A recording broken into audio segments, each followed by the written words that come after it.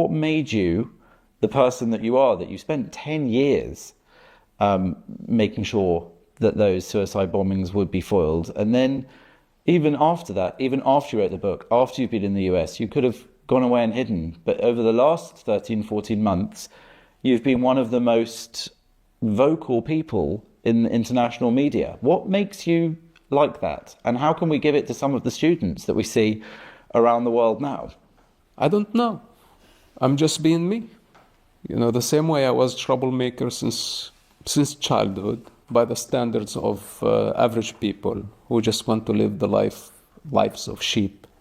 They don't want to question anything. They want to stay in safety. They're afraid to lose something. They want to obey and be ruled by others. I disobey. I'm a rebel from day one. No one has authority over me. Not the government, not intelligence service. You can ask this to the Israeli intelligence and how I handled them over the years. It's part of me. I don't like to be ruled or controlled by any authority. I prefer to die. Like if I have to choose between my freedom and death, I don't care. Let them kill me. And when I say this, I mean it. So there is nothing to lose and there is nothing to gain. If we're not afraid of dying, then we're not afraid of nobody. We're not afraid of nothing. And of course, the fine lines between, being violent or knowing when to apply the use of force. This is two different things. And this is a situation between Israel and Hamas. That Hamas adapted violence for political and financial gain.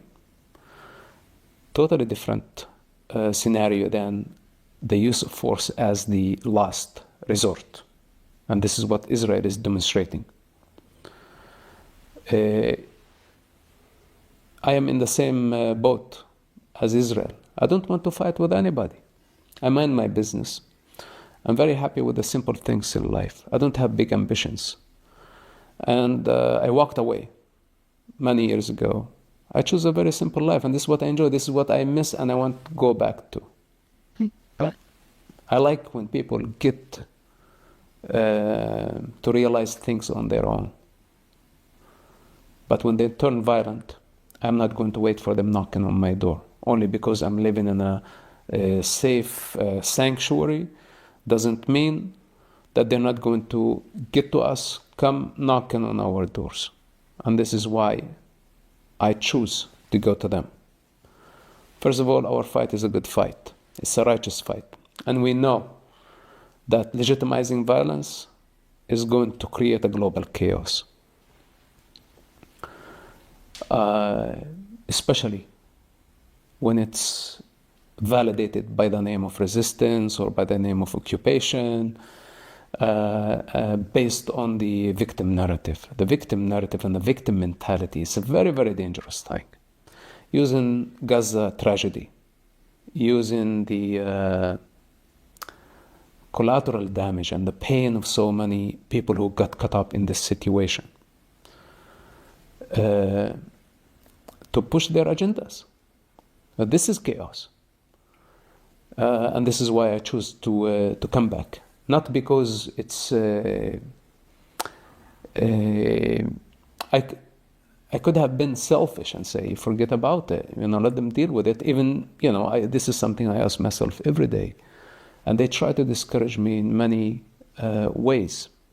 But I think we have some work to do. And at some point, I hope I will go back to my quiet life. Well, you said that many people have thrown accusations of being a traitor at you and have condemned you. But I hope you know as well that there are many, many people, I hope more around the world, who actually feel the opposite and are immensely grateful for your contribution in this fight. And as you said, you don't feel governed by any authority. But I wonder if I can ask you, it seems to me like you do feel governed by one authority, which is truth. Yeah, but then people can argue about what is true and what is the truth.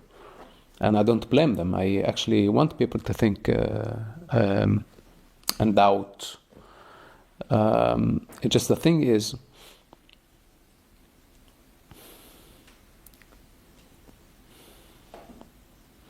We need to make a choice, to live in a civilized manner, accept the other opinion, accept the diversity of life, other colors, other religions, other beliefs, coexist, and not to be quick to choose violence, or it's going to be darkness, it's going to be barbarism, it's going to be savagery, it's going to be, then people quickly will forget about the limit. If it's kidnapping toddlers, Holocaust survivors, beheading people, raping women, wiping out peaceful farming communities, if this becomes legitimized somehow, this is the nail, the final nail in the coffin of civilization. That's it. Then tomorrow they can repeat the same motto in London, in New York, wherever they are, for whatever stupid reason is. And it would be the birth of savage empire. So this is my simple understanding. I don't want to say it's the truth. Because also, from the other hand, they can argue and say, okay, you are justifying the genocide in Gaza. And we have been trying, and this is like the fine lines that is not easy for everyone to see.